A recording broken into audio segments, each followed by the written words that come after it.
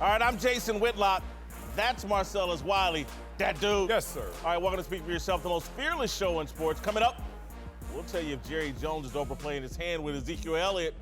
And 1 hour from now, people upset about my LeBron James criticism. I'm going back at you in about an hour. But we start today in Baltimore. Sports Illustrated reported yesterday that there's a glitch in the new Madden 20 video game that makes Lamar Jackson more unstoppable as a runner than Michael Vick in his prime. Rumor is that Ravens head coach John Harbaugh installed the glitch.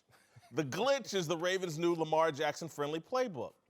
Former Ravens coach and NFL Network analyst Brian Billick said Baltimore's new offense will look like no NFL offense we've ever seen before. When asked about Billick's comments, Harbaugh said, "I would kind of agree with that. I really do." When told that Cam Newton's career high for carries is 139, Harbaugh said, "I'd bet the over on that one. I'd bet the over for sure on that one." Harbaugh then predicted that the Ravens are going to usher in a new era of football. He compared the Ravens to the 1980 San Francisco 49ers. He said the game was probably revolutionized with Bill Walsh and Joe Montana. What's the next era going to be? We're about to find out. Let me tell you what the Ravens have already discovered. Lamar Jackson isn't an NFL-level passer. That's why the Ravens are about to revolutionize the game of football. That's why Lamar Jackson is about to unleash Baltimore's Star Trek offense, an offense that will go boldly where no man has gone before. Let me quote Spock: "Logic is the beginning of wisdom, not the end." That means in the world of football, illogic is the beginning of failure, not the playoffs. John Harbaugh and the Ravens are going to ask little Lamar Jackson to do what Cam Newton couldn't do, what cost Robert Griffin III his career as a starter. They're going to ask Lamar to run the ball like he's Barry Sanders rather than throw the ball like he's a developing NFL quarterback. The Ravens think they're going to bring a college offense to the NFL. I'm going to set the over-under at week 8 when Bobby Wagner, Vontaze Burfict, Luke Kuechly, or some other angry middle linebacker puts Lamar Jackson on injured reserve. This offensive scheme is a major red flag. It hints to me that Harbaugh wants a new quarterback before he gets too deep into the 4-year contract extension he signed in January. Harbaugh is playing a very clever game of contract chess. He benched Joe Flacco and turned to the Lamar running game to make the playoffs last year and secure an extension. Now Harbaugh is going all the way in on the Lamar option offense. It's a brilliant strategy. The Lamar Jackson lovers are going to love it until the very moment he's carted off the field. I can hear them now. "This is great what Baltimore is doing." Yes, they're playing to the strengths of the athletic quarterback. This is long overdue. Harbaugh is woke.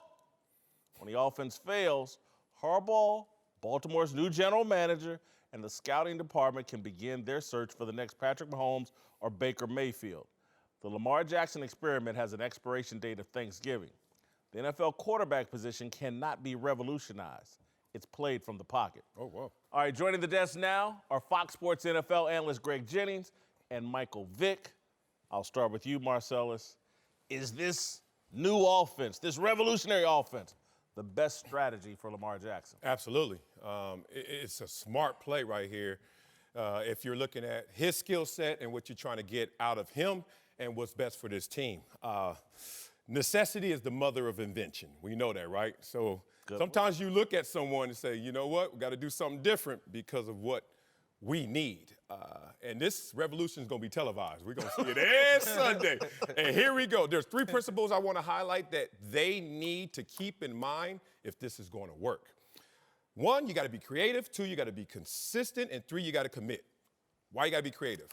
It's a simple mathematical proposition to get the quarterback involved in the running game. That's why everyone flirts with it. That's why every time you see someone who's a dual threat, you all of a sudden see the naked bootlegs. You all of a sudden see them running design plays just because of the mathematics.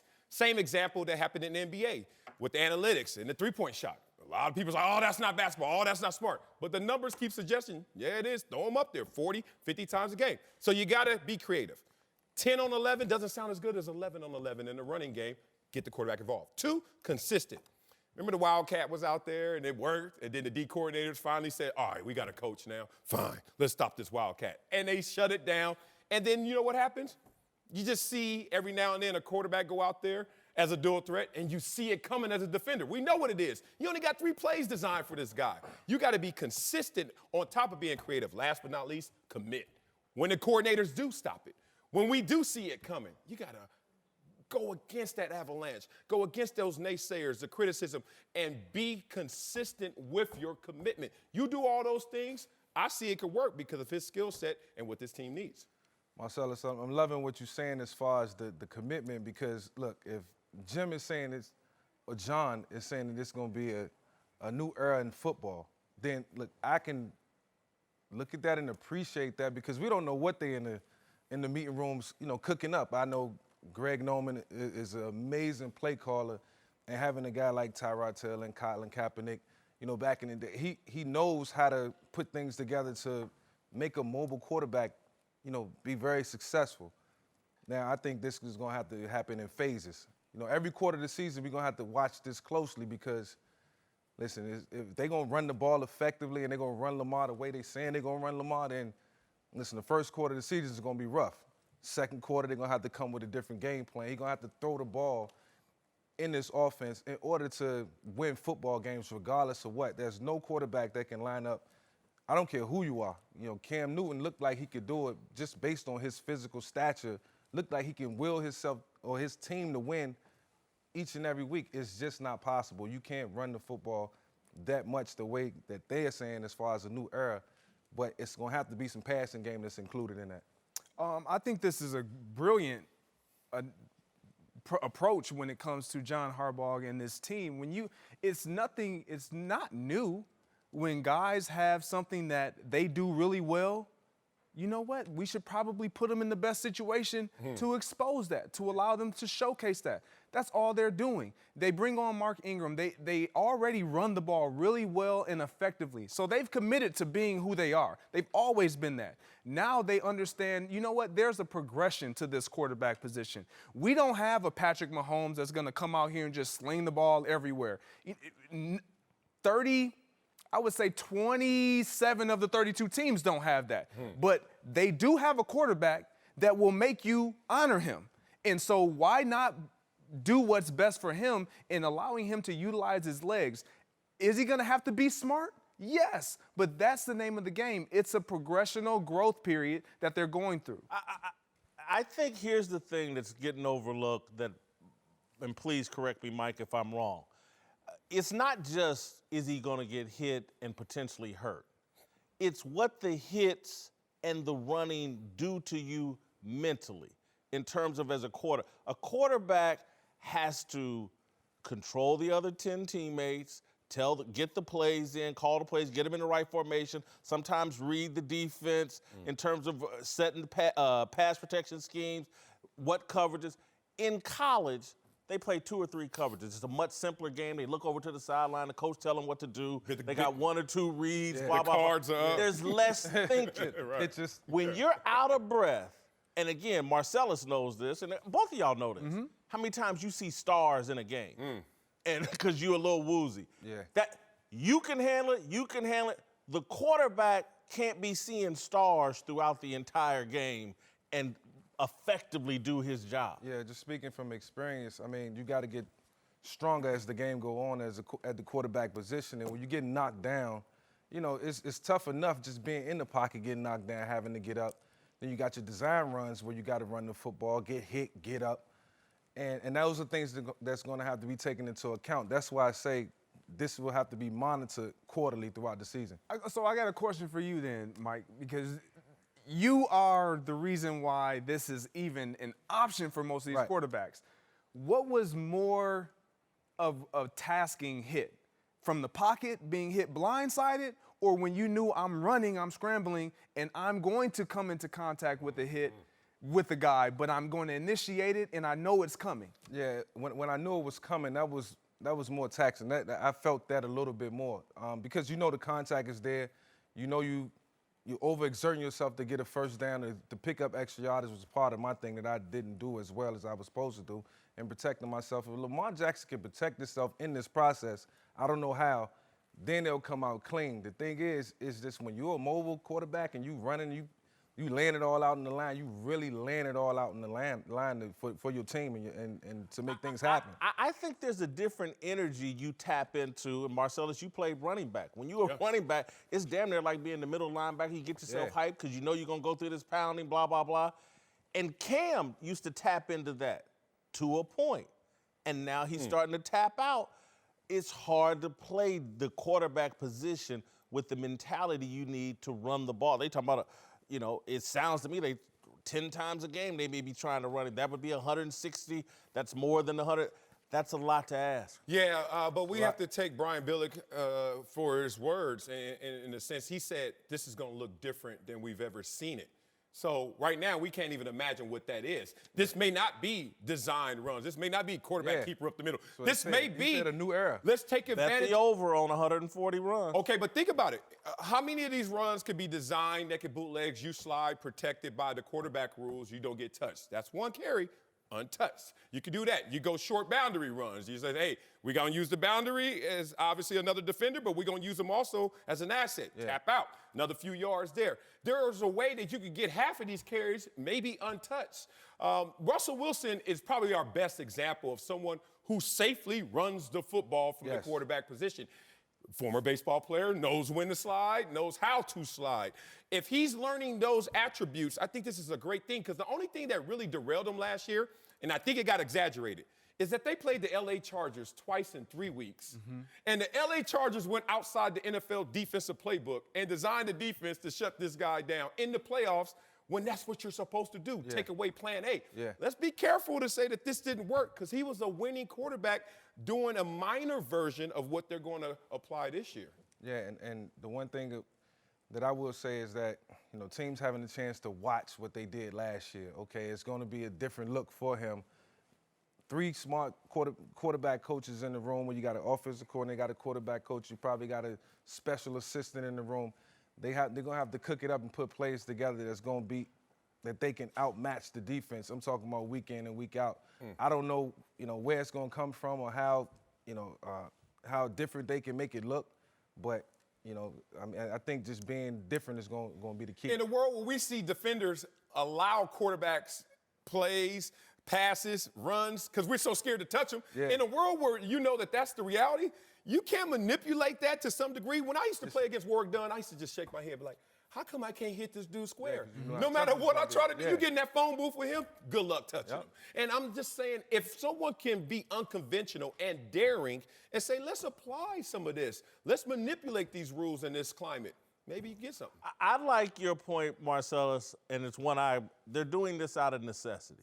I think if Harbaugh believed in him as a passer, I don't think they would be doing this. I think this is some proof that Harbaugh's like, I don't know if we can get it done with him as a pocket passer. So I'm glad you get to that point because I know Lamar Jackson, if he's listening to this, he's probably laughing because, as you know, you weren't just a running quarterback. No. You can throw the ball. Like, he can throw the ball. He just hasn't been asked not to. Not like Mike, but go no, ahead. Definitely not like Mike. But he hasn't been asked to do that because of what he does so well. And so for us to think that he's just not going to throw the ball and that John Harbaugh doesn't believe in him as a progressive, I'm developing him as a thrower, but I'm going to take advantage of what he does so well right now.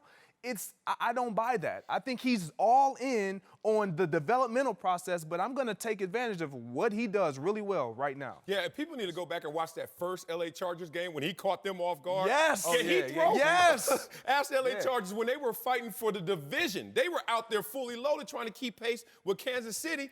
And Lamar Jackson beat them more with his arm than he did with his leg. Just think about what this can look like if they are able to implement some form of passing game into whatever this new era of football is going to be. This guy can be dangerous. So, I mean, what we're looking at can be like what we'll see in the next generation to come. Let me ask this very quickly. I see it as a boom or bust. Either this is going to work really well or it's going to be a total failure. I don't see a middle ground. You got to play to your strengths. That's tough, Will. That is. Tough, I man. mean, What was last year? What would you call that? Oh, that worked. Okay, They made the playoffs. You got another year to build on that? I'll say boom then. This is Jason Whitlock from Speak for Yourself, and I'm here to tell you to use ZipRecruiter.com as your hiring solution. Hiring is challenging, but there's one place you can go where hiring is simple, fast, and smart. A place where growing businesses connect to qualified candidates. That place is ZipRecruiter.com/speak. ZipRecruiter sends your job to over 100 of the web's leading job boards. But they don't stop there. As applications come in, ZipRecruiter analyzes each one and spotlights the top candidates so you never miss a great match. ZipRecruiter is so effective that 4 out of 5 employers who post on ZipRecruiter get a quality candidate through the site within the first day. And right now, my listeners can try ZipRecruiter for free at this exclusive web address, ZipRecruiter.com/speak. That's ZipRecruiter.com/speak. SPEAK. ZipRecruiter.com/speak. ZipRecruiter, the smartest way to hire. Whitlock and Wiley, Greg Jennings is back. We're joined now by Fox NFL analyst Mark Schlereth. Time now for a big story. Let's move to the Cowboys, whose standoff with Ezekiel Elliott is heating up. Zeke is reportedly headed to Mexico instead of the Cowboys training camp, but Jerry Jones isn't giving an inch, signing veteran running back Alfred Morris and taking a strong public stand about Zeke's importance to the team. You don't have to have a rushing champion to win a Super Bowl, but Emmett was the first one to do it. And that's one of the dilemmas at running back, is that the league knows that you can win Super Bowls and not have the Emmitt Smith back there or not have Zeke back there. Consequently, when we are looking and putting Zeke's contract in place, we've got to realize that the ultimate goal is to win the Super Bowl. And so you've got to do all of the things along with having Zeke that allow you to have other players so that you can win the Super Bowl. And that's what we're going through. This escalated very quickly in my view. Wait, 24 hours later. Yeah. I was like, August 6th, he'll get heated. Yeah. And the pressure's already coming, and I think they're probably frustrated that, like, hey, man, we don't have to redo your contract. We've offered you something, and you haven't responded at all. Jerry seems a little irritated. Is this a mistake? I like what Jerry's doing, and I don't even think he's irritated. I think he's just reminding Zeke and reminding maybe a lot of people who are having their own opinions about how he runs his franchise, the difference between value and price. I don't think a lot of people understand what the difference is. Here's the difference. Value is how important you are to us. Oh, you're so valuable. God, everything runs through you, Zeke. But the price is, how much am I going to pay for that based on the cap of your position? Your position is deemed invaluable in terms of today's NFL going to the Super Bowl. Patriots model obviously comes to our example, but other teams have won without rushing champions. And it's amazing that Jerry has to remind people this, because a lot of times they don't know which way to take Jerry. A lot of people say, hey, Jerry, stop talking about your 3 Super Bowls. It's a different era. So Jerry talks about this new era. And then they want to say, hey, Jerry, but the last time you won a Super Bowl is when you had a rushing champion. Pay the guy. And Jerry's like, which way do you want it? Oh, I get it. I'm going to look at today's NFL, respect his value, but not pay the price. And that's where they are in this negotiation. Yeah, for me, I don't mind what Jerry Jones is saying. Is he putting the pressure on Ezekiel Elliott? Yes, but let me get to your point. You don't need a rushing champion when you have a guy like Tom Brady, a guy like Patrick Mahomes, a guy like Aaron Rodgers. These guys have been known to carry the weight offensively in the passing game. Has Dak Prescott been known to do that? No, but he is better when an Ezekiel Elliott is present, because he not only helps them establish the running game, but he helps them continue with the passing game because of his screenplay, his catching ability out of the backfield. So it's not a matter of, is Jerry Jones putting the pressure on Zeke?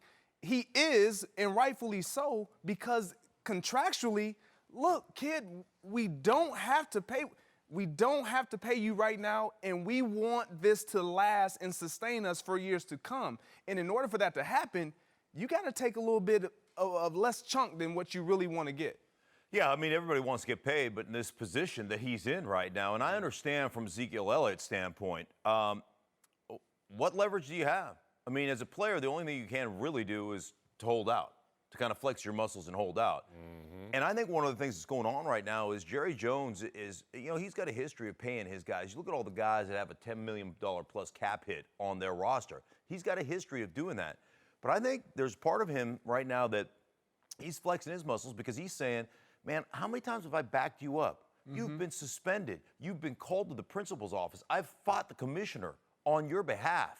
Like, meet me here at camp. Meet me, and we can work something out. But you're, they're in no obligation. He's got 2 years left on his contract. They could franchise him for another 2 years if they wanted to. Yes. So I understand that the only leverage we have as players is to say, I'm not coming in.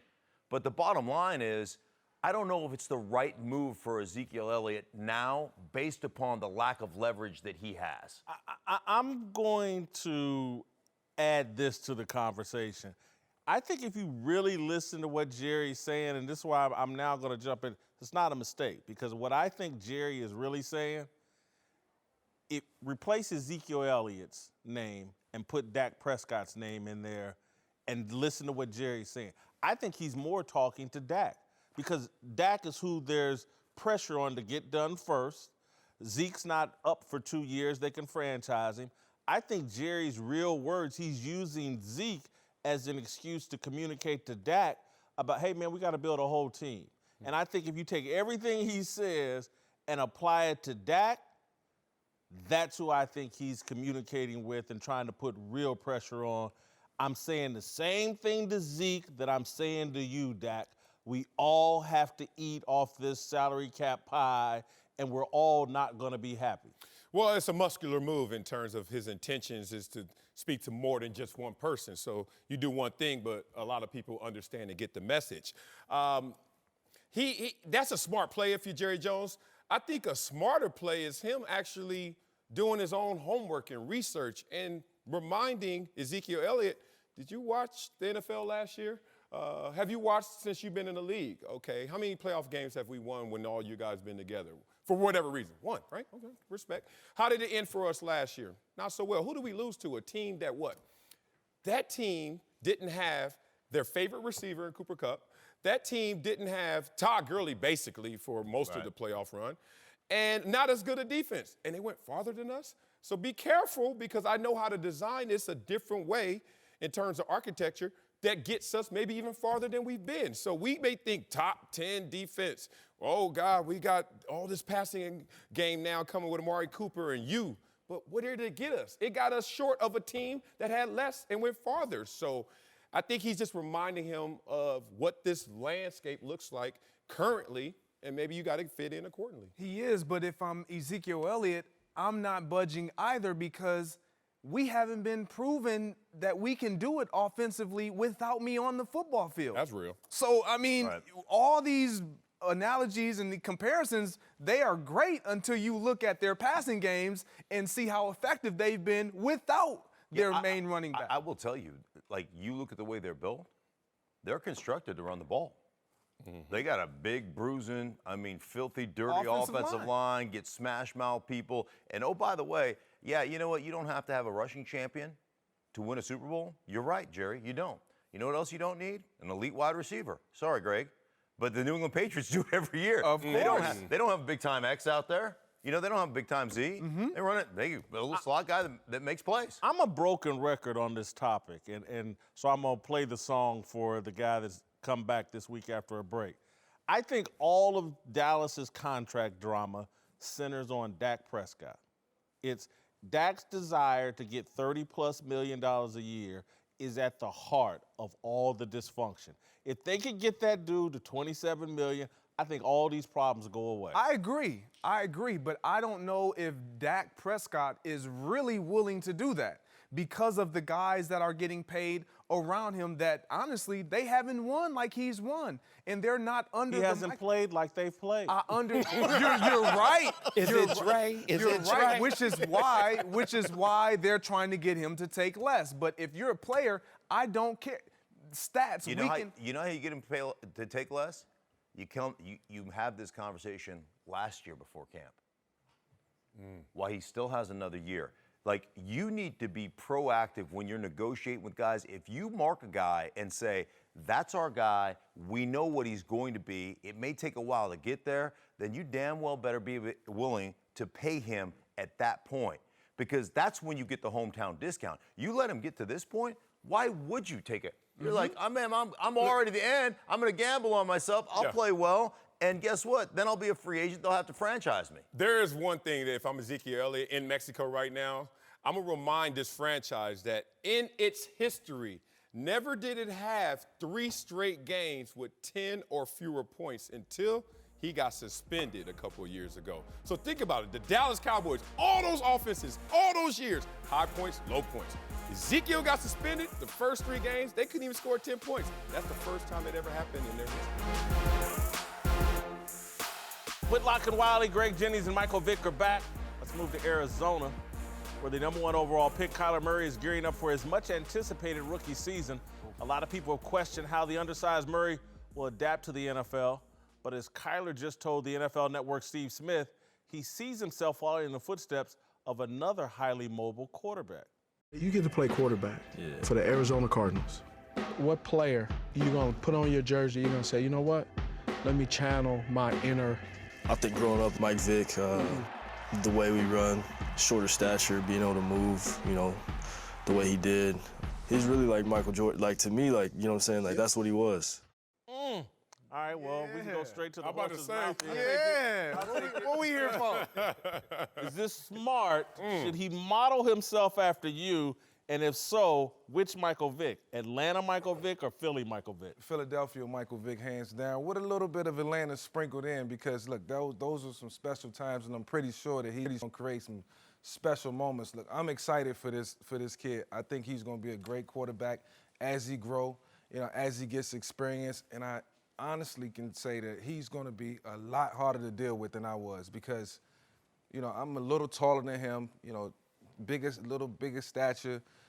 His stature is totally different. It's more so of a model like Russell Wilson, you know, and I think Russell did a great job of protecting himself, you know, getting in between the tackles and playing the game and protecting himself and still being effective in the passing game. This kid is really polished in the passing game coming out of college, and that's his upside. That's his upside, and then everything that he's going to be able to do from a mobility standpoint or just complement his game, and he's going to be one of the biggest problems the NFL has seen in a long time from an offensive standpoint to the defensive opposition. Especially in today's game, how Serious. they protect the quarterback differently. So, and then the fact that we know that the numbers have grown in part of that protection and how you have now accent that position. Look, it's a perfect blueprint. Dual threat played against you, Mike, obviously knowing your capabilities in scouting. And I would say it's a blueprint. You know why it's a blueprint? Because you can build up on it. Any blueprint you get, you roll it out, then you start constructing even more so on there. And I'm going to say this, as you have said it before, a fully singularly focused Michael Vick that is fully prepared and did all his homework, all the checks and stuff before, just, look, I'm Mike Vick, I can roll out of bed, baby. That was Atlanta. That was Atlanta, right? Yeah. You give all of those moments and attributes to this guy and say, build on that. Oh, my. It's next level. Scary, man. I'm with you, and it's cool to hear you say he can be even more because I'm with him. When it comes to running quarterbacks, you're the Michael Jordan of it all. Like, you started this. This is why these guys are able to have this opportunity, but he is more polished because of the passing attack that he was involved in the collegiate game. And so you take that and you put him now with guys around him that are sure-handed, that you know we can depend on, the Larry Fitzgeralds, the David Johnsons, these guys offensively that already will take you to another level that eliminates and alleviates some of the pressure that you have as a young quarterback. I mean, I'm going to be surprised if he's not being talked about as Mike Vick. You need to check your phone because Randall Cunningham just texted you. Steve Young might hit you up too. I mean, it's all good. I love me some Vick, but I saw him before Vick. Don't do that. Not the way that man over there. I mean, he took it to another level. Exactly. But Steve Young and Randall Cunningham were out there tilting too now. This kid is just going to be something like we've never seen before. And look, I love Lamar Jackson. I love what he brings to the table. He's in the right position with as far as coaching talent around him and defense, which will complement him. But this guy, Kyler Murray, is going to be able to carry this team on his back for years on end. Trust what I'm saying. It's going to be a different look. I'm excited. I'm going to tell you, I'm going to be completely transparent. I have a bias, Mike, against short quarterbacks. I apologize up front. Grew up with Jeff George. But the advantage this kid has that I don't think we've seen off the top of my head from a black quarterback, he's a second-generation quarterback. His dad was a high-level college player and pro prospect. I think that's going to give him a great advantage. But I want to follow up and ask you this, Mike. Joel Klatt, our college football expert and analyst, calls the games for us. He has been on this show and has said everywhere, and it blew me away the first time I heard it, and I want your reaction. He swears up and down Kyler Murray is a more explosive runner than you. Listen. Put me in this position. I'll fight my way out of it. Sometimes you don't want to talk about yourself, or you don't want to, talk down on Do yourself. it. You're here, though. Let's hear it. Listen, this kid, I'm vouching for him because I think he's going to be more explosive in between the hashes. I mean, because of his stature. His build. He's built like a running back. Hard to see.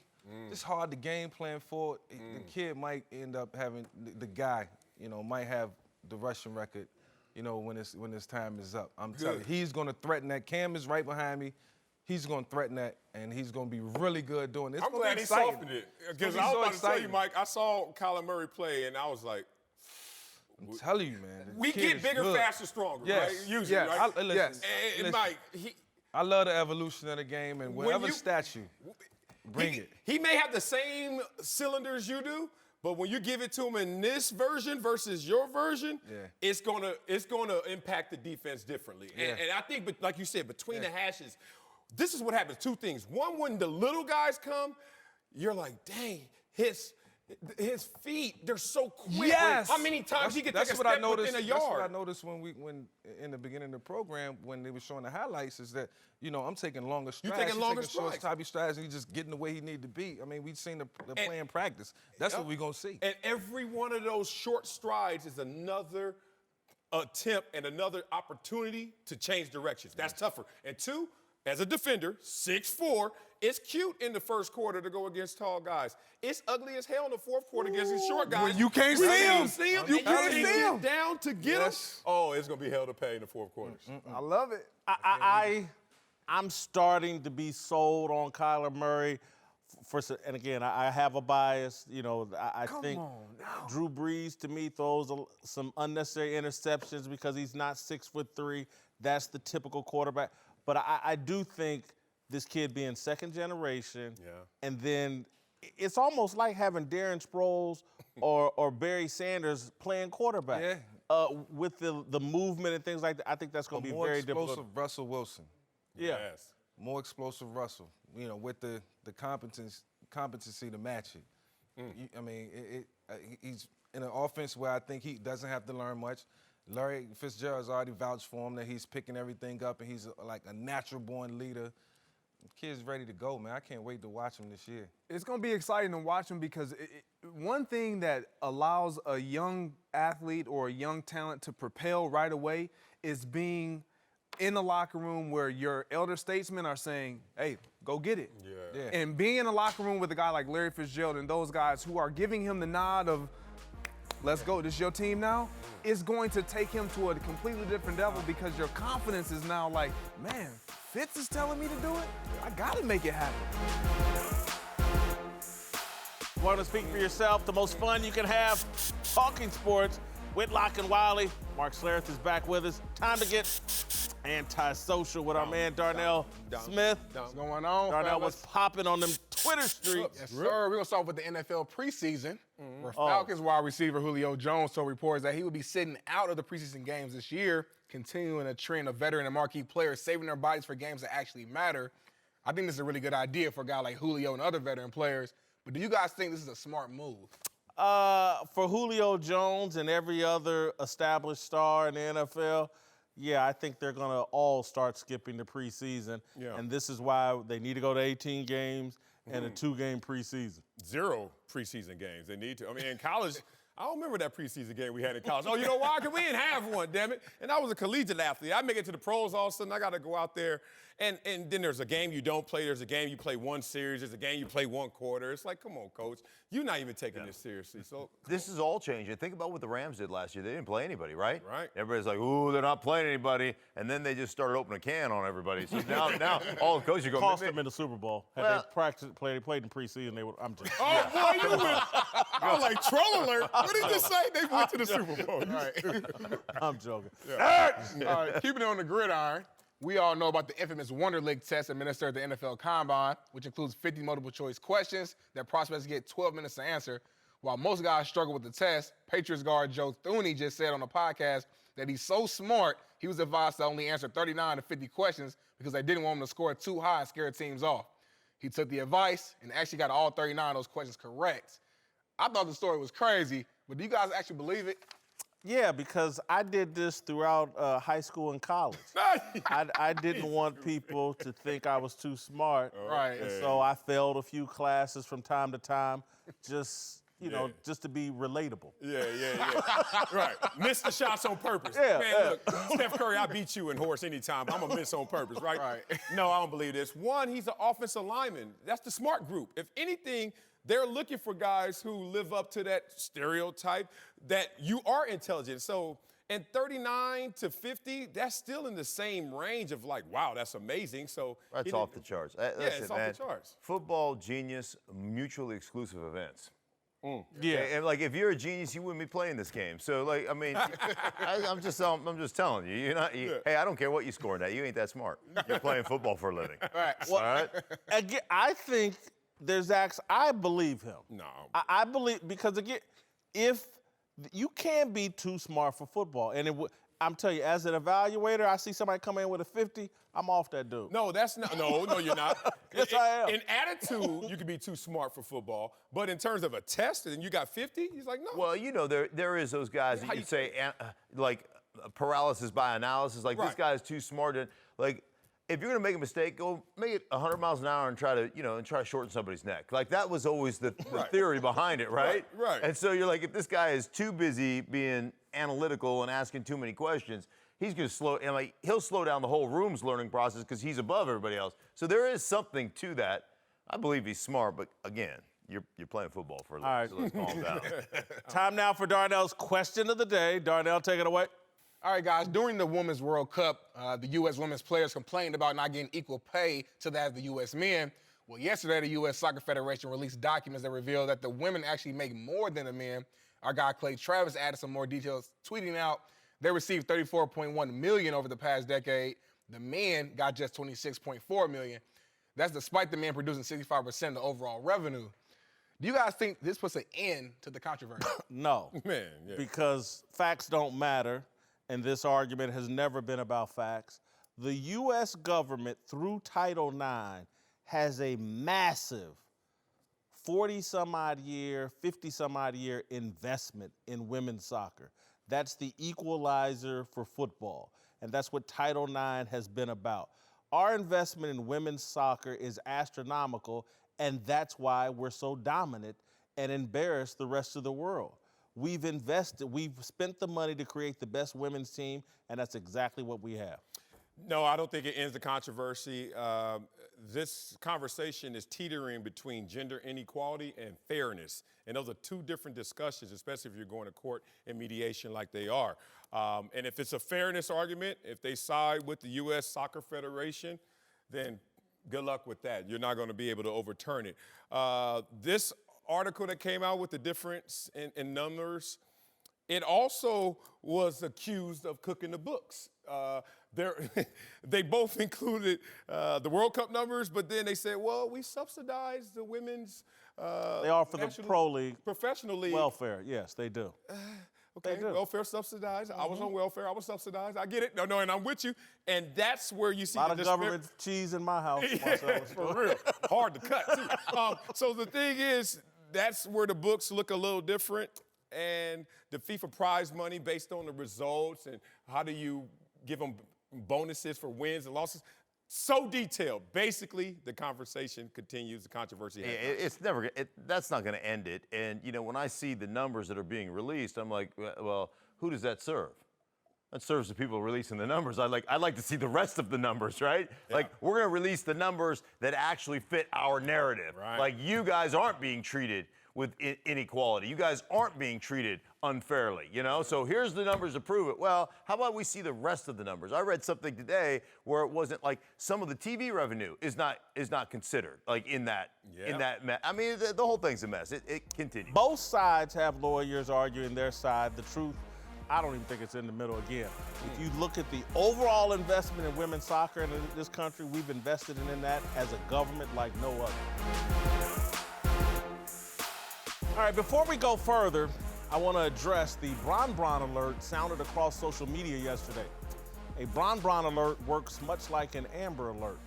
It's a signal that goes across Instagram and Twitter, alerting LeBron James worshipers that their king has been mildly criticized. LeBron's disciples quickly jump into action and spam his critics with accusations of racism or racial betrayal. Yesterday, several people in the media pointed out that LeBron's "Hey, look at me" antics at his son's AAU game were a bad look for any dad, and particularly bad for someone as high profile as an NBA superstar. On this show, I advised LeBron to follow the exact same advice he gave his mother in 2008 when she acted out during one of his games. LeBron told his mother, "Sit your ass down." My commentary seemed to amplify the Bron alert and turned it into a code red situation. Special forces were called in. Lakers forward Kyle Kuzma, last seen frolicking with Kendall Jenner, was asked to don an afro, a dashiki, and play the race card on yours truly. Kuz, or as I like to call him, Cap Light, tweeted out my commentary telling LeBron to sit down with the accompanying words, "It be your own people." Soul brother number one, Kyle Kuzma, keeping it real for his homie LeBron James. Kuz is a soldier in the LeBron James army. Well, let me give the troops a tiny history lesson and a tiny bit of perspective. The worship of man is a mistake that is being popularized in American society as we become more secular. 60 years ago, when America was far less secular, when we, black people, were making real racial progress under the leadership of Martin Luther King Jr., Malcolm X, and the Civil Rights Movement, there was no full-blown policing of black thought and opinion. Martin and Malcolm disagreed passionately and publicly. They criticized each other and their points of views. This is healthy and necessary. Criticism and self-analysis are at the root of growth. If you watch the behavior of other racial groups, you'll see a lot of internal bickering, disagreement, and criticism. It be his own people attacking our current president. We are the only group that believes there's value in blind worship of man, of celebrities. We foolishly think criticism of LeBron James's narcissistic behavior is tantamount to betrayal. Humans are prone to worship. The entertainment gods are the wrong choice. All right, joining us once again is Greg Jennings. I'll start with you, Marcellus. Is it foolish to think criticism of LeBron is tantamount to betrayal? Are we overprotective of LeBron James? I don't like the over because of the connotation. People are protective of LeBron James for good reason. Here's a couple of the reasons, the elements. One, it's very difficult in the entertainment scope to find something that's great from Hello, and all the way through its tenure. You can look at movies, you can look at albums, you can look at your favorite artists, you can look at basketball players, football players, whoever. From Hello, exceeding expectations and being great. So that's part one. I think that's where people really ride for LeBron. Two, to be that guy, to be him, and to never step in it, people are going to protect that. Because one, it's just amazing to see the scarcity in terms of people out there and the scarcity of anything that is just really, not really went against their greatness. But now let's get into why people are reacting, the emotional reaction, because guilt has a relationship with anger. And a lot of people are guilty of being less than in their own eyes than a LeBron James. So if you come at LeBron, what are you telling them about themselves? That's psychology one. Two, people are going to look at you, Jason, and I've seen this in our entertainment business. if you see a big guy who never played football talking about football, how eager are people to listen to that person break down the sport? You're a black man who is not a father, so people are not so eager to hear you criticize a black father. So if you mix all of those reactions up, what you're really dealing with is people protecting LeBron James because of his greatness, because it's one thing to idealize what he is, but it's another thing, as you said, in worship. People look at LeBron James, it's like, wow, that's aspirational. And a lot of people feel shorter than that, so they want to protect that. I just think that right now people are shooting at you because they question the qualification fully without you being a parent, and they question if you take a shot at him, what you really talking about with us if you ever wanted to go there. Excellent points. I can't wait to get back to that. Yeah, Right, I get it. I think we are overprotective, and rightfully so, because when you see a young man from Akron overcome the odds that a lot of us have to overcome, or most of society feels like they can relate to a young man coming out of the inner city and still being able to do the things that he's done, but not hand people opportunities, but give them education and knowledge to then support them, start supporting themselves. And we see him in this light to where he's celebrating his son. He's showing the same amount of excitement that he would if it was with the LA Lakers and one of his teammates did that, with the exception they know they can't go on the basketball court or they will get fined. This is an opportunity for him to pour into his son something that he never got. And so I think that's where the most overprotecting starts. It's once we start to tell people what they shouldn't do when it comes to their kids and how they shouldn't respond or how they shouldn't act, we're crossing the line. We do it all the time. We do it all the time, but there's a saying, you farm your land, I farm mine.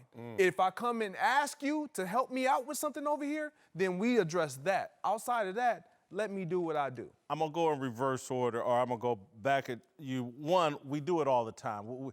Parents sit around, people sit around at games, question the parent over helicopter dad, this. If they're not famous, no one cares, no one gets all offended. We've put LeBron on a pedestal that I think is inappropriate. I just want to go, the whole overcome narrative with LeBron. I know so many people that have come from some real tough spots who were not given all the physical gifts that LeBron was blessed with. And so we think it's some amazing overcoming story. And I'm like, no, I can show you some real ones. I can show you my father, never made it to the NBA, but didn't know his dad, didn't have a great relationship with his mother, basically raised himself. I know, and that doesn't even include people that have made it to great heights in athletics that, hell, Muggsy Bogues, to me, overcame a lot more. So the overcome deal, I just think it's overplayed. I think, Marcellus, you make an excellent point that I've never thought of in terms of, if you say this about LeBron, what would you say about me? And I think that part of me is like, if you really listen to me, there's nothing I would say about LeBron or anyone else that I don't already say about myself. I'm very self-critical and very transparent about my flaws, and and don't get bothered when people criticize me. A lot of people have never been a sports writer, but people criticize my sports writing and blah, blah, and I'm good with it. I'm a public figure. I'm not above criticism, and the criticism actually, and I feel like maybe not on the same level because LeBron is clearly more famous, but I feel more heat than LeBron. LeBron has far more passionate worshipers and defenders than I do. And I deal with a lot of heat. You don't see me whining and crying about, oh, y'all run out, everybody run out and protect me. I'm just a man. Everybody, and that's all LeBron is just a man. And I think we've put him in a special place that previously, Martin Luther King, Malcolm X, the people that died during the 60s, we didn't have that. We had vigorous debate and criticism of each other, and every other group has it. And that is the key to growth and evolution. If there's no iron sharpening iron, nobody's getting sharper. And I think we have been denying ourselves that by placing certain celebrities on pedestals, and we can't talk about them. I'm gonna save my worship for one thing and one person only. The rest of us are gonna get it, including myself. Well, you know what's interesting? Listening to you right now, I think what's happening is it's getting displaced what your intention and what your focus really is, because you're talking about LeBron James's actions, but then you're really talking to his supporters' reactions. And you're having a conversation with Kuzma. You're having a conversation with the thousands and millions of likes and retweets of the video and your Whitlock. But you're not talking to LeBron James. So let's go analogous to what in the 60s, Malcolm and Martin, when they had their critical analysis through the media. And then they would use their talking points against each other and would talk directly or indirectly about each other. You and LeBron are not engaging in that right now. It's your supporters versus his supporters, and that's where it's getting lost. There is critical analysis happening right now. It's just not happening between the two subjects. It's happening between the roar of his crowd, which is going to be greater than the roar of your crowd. And I wouldn't get lost in saying LeBron is guilty of X because his people are the ones who are guilty. So why are we using LeBron's actions against LeBron when in reality your response is to those who support him? Everything I'm talking about right now, I'm responding to my critics, not LeBron. Right. I'm trying to have a conversation. I'm using LeBron like anybody else in the sports world as a fodder to have a bigger conversation about other issues. Yeah. And happens to me, happens to him.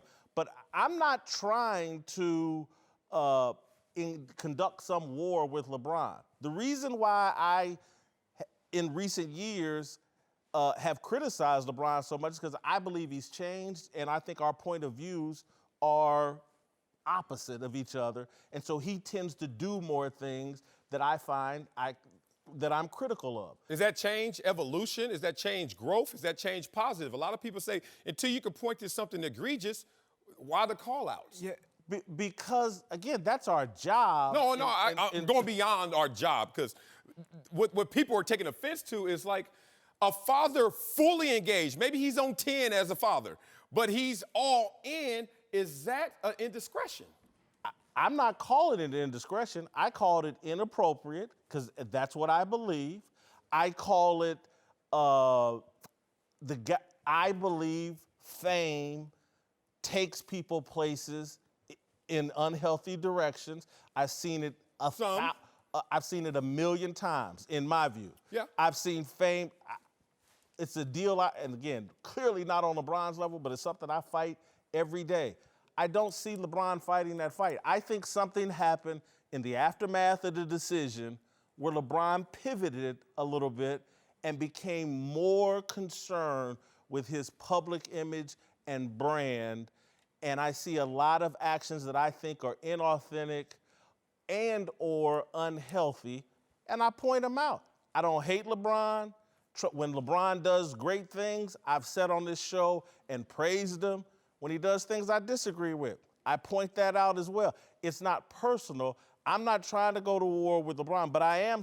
The people that are criticizing and act like, oh my God, you've taken a dump on the greatest human being in the world.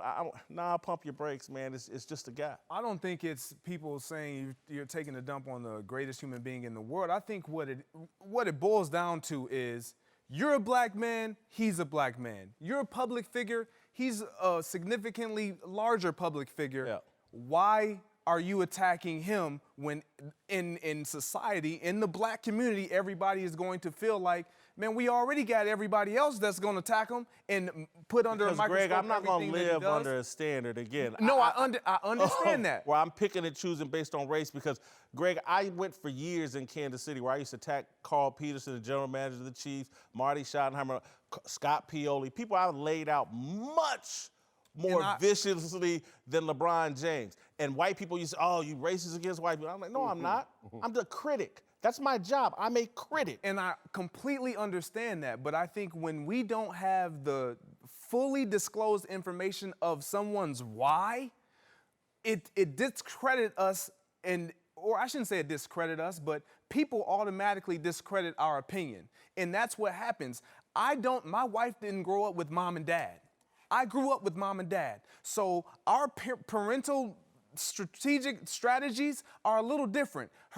What I feel like, I can just do this because I saw my mom and dad do it, and it's not a big deal. She feels like, well, I got to go above and beyond that because I didn't see what it looked like. So now what I see LeBron James doing is going above and beyond what the average guy who did, like yourself, have mom and dad. So they don't feel like they have to do all of that because they saw it. He didn't see that in his life. So now I don't know how far I got to go. So I got to make sure I go above and beyond. You're making my point. Again, that's why I think sometimes he needs to be publicly corrected because he doesn't know.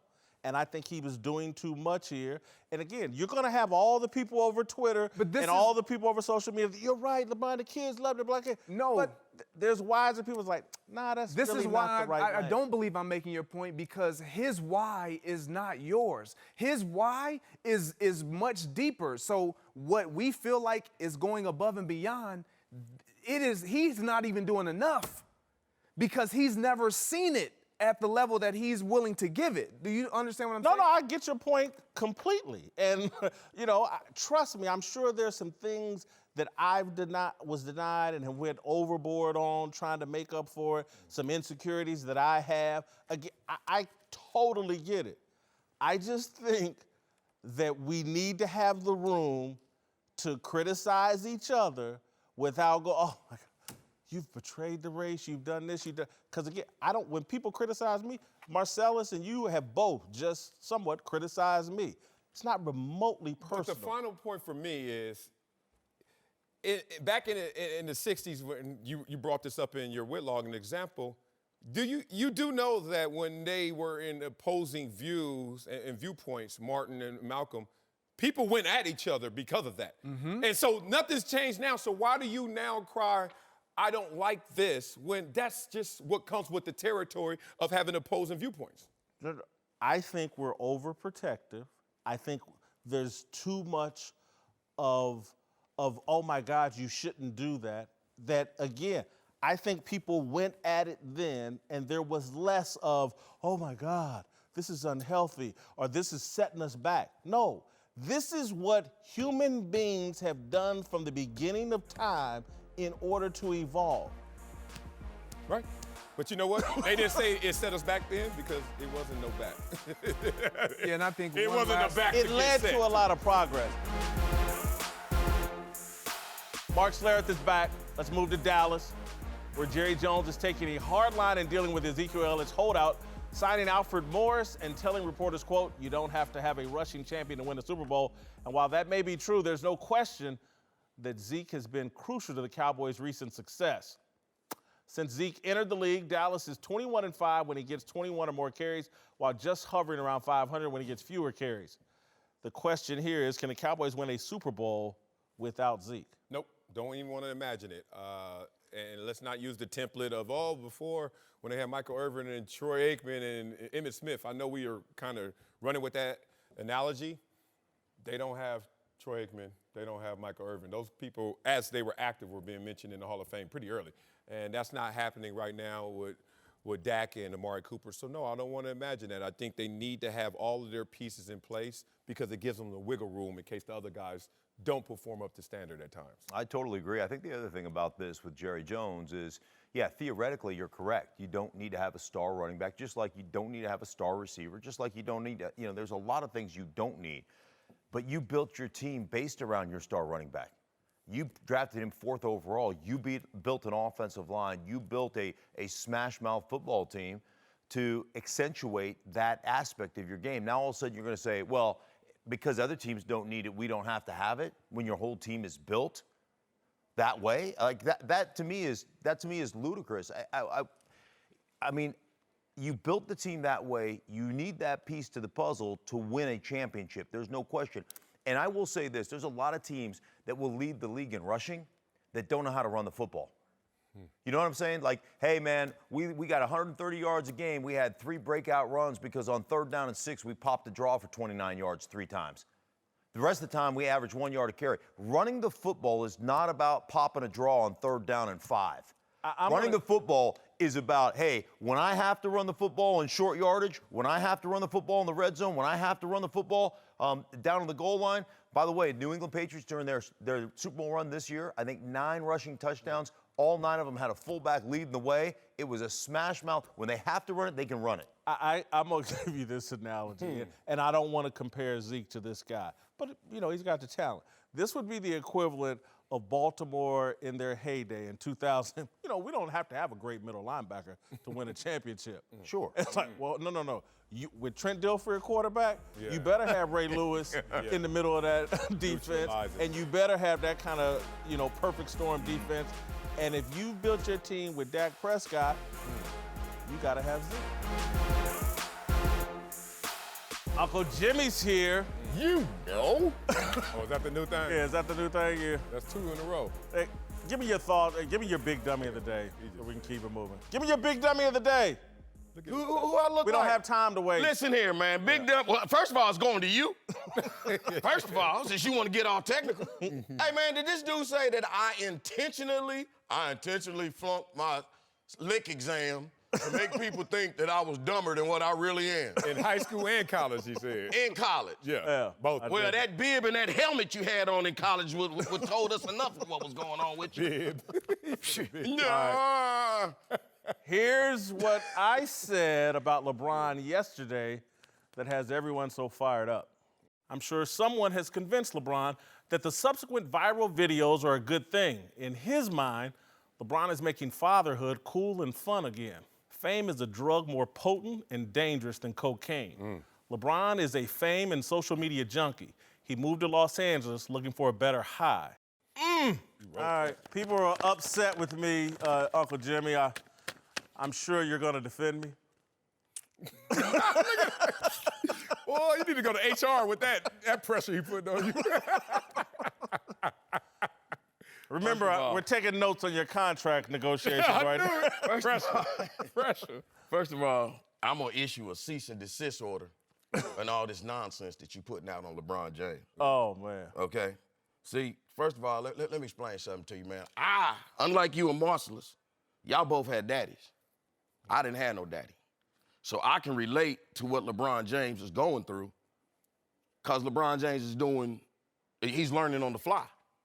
And if you're learning on the fly, you're going to be subject to people's opinions. Hold it, have y'all ever read the book, How to Be a Great Parent? No. You know why? Why? It ain't never been written. I'm about to say, I ain't read that book. See, let me tell you a quick story real quick. On my wedding night, me and my wife got married, getting ready to go out the door to the honeymoon, and my mama stopped me just as I walked out the door. She said, Jimmy, let me ask you a question. She said, how are you gonna know how to be a good husband to this girl? How you gonna know how to be a man to this woman? I'm like, Mom, what the hell you talking about? She said, based off all the men that we've had in this family, who in the hell have you had to even teach you how to be a man? Without even thinking, I said, oh, that's easy. I'm just gonna do exactly the opposite as all my daddies did with me. If I did exactly the opposite, I was gonna be ahead of the game. That's what LeBron James is doing right now. He means well, just like you, nephew. But what you tell me all the time, the road to hell is paved with good intentions. That's true. See? See? I know you. Okay, everybody else out here don't know you. You know, they don't know that you mean well. It's just not a good look. You come across as a bully. You know, you knocking all the other little kids over. You done gone through this all your life. You know what I'm saying? Little kids can't play with other kids like, you know, because you bigger. They can't take your heat. You know, you don't realize, you don't think about the weight that your words put on other people. I personally don't understand why you don't pick on somebody your own size. I do. Look, you run around picking on that little boy, Kyle Kuzma. Man, that little boy sitting there playing on his Twitter. Hey, man, he just sent one of his little buddies he played basketball with a copy of one of your little Whitlock. And instead of you being the bigger man, which you are, did you let it go? No. No, I didn't. Yeah. Are you or are you not your brother's keeper? Yes, I am. Kyle wanted some smoke and he got it. Look, man, Kyle Kuzma wasn't doing nothing. Kyle Kuzma was shooting layups. Shooting layups. He was around shooting layups in the Twitter layup line. And here comes Jason Whitlock in the Twitter line doing a roundabout slam dunk, trying to show off and tore the goal down for the little kids. Doing too much. That sound familiar? Doing too much. That sound like somebody else you know? Man, all Kuzma did, what'd he do? Put out a little short tweet. Right? And then all of a sudden, here come Whitlock, putting all his misspellings out there, talking about his girlfriend, and showing his superiority as being a journalist. Now, that wasn't called for, man. Doing too much. Can we get... See, bottom line is, bottom line, let me tell you where we at. Let me tell you where we at. Marcellus, we have the tendency to dislike appearances of others when we see appearances of ourselves in others. We don't like when we see... You got 30 seconds to give your approval bottom line, rating. Marcellus, that get this sounds dude like, on track. What do you mean? Hey, Get him on bottom line, track. Jason Whitlock is just like LeBron James. He didn't like a tweet, so he had Kuzma go do something about it. Now, Activate. look, here's your approval rating. Let me hear it. Hurry up, You want to know? There it is. You got 110. like Job performance, 110? 26. Hell no. All-time status, 25. Oh, man. Character, 27. Authenticity, 32. Hey, I give him authenticity. Hey, you know what that makes him? And He's the a Whitlock prize detonate. heifer. But nah, he He's ain't a a go prize yet. He heifer. needs your boy. We'll be back tomorrow. Respect. That's my dude.